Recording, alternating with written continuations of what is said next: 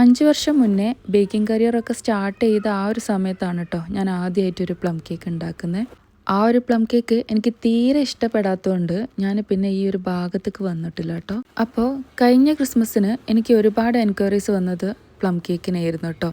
എൻ്റെ first attempt തന്നെ അതത്ര ഓക്കെ അല്ലാത്തതുകൊണ്ടാണെന്ന് തോന്നുന്നു എനിക്കത് ചെയ്യാൻ ഭയങ്കര മടിയായിരുന്നു കേട്ടോ. അപ്പോൾ ഈ തവണ എങ്ങനെങ്കിലും അതൊന്ന് സെറ്റാക്കി എടുക്കണം എന്നുള്ളൊരു വാശി തന്നെയായിരുന്നു കേട്ടോ. കുറേ റെസിപ്പീസ് തിരിച്ചും മറിച്ചുമൊക്കെ നോക്കി അതിൽ നിന്ന് ഓരോന്നിന്നും ഓരോ പാർട്ട് എടുത്തിട്ട് എന്തായാലും ഇത്തവണ ഞാൻ ഒരു പ്ലം കേക്ക് അടിപൊളിയാക്കി സെറ്റാക്കി എടുത്തിട്ടുണ്ട് കേട്ടോ.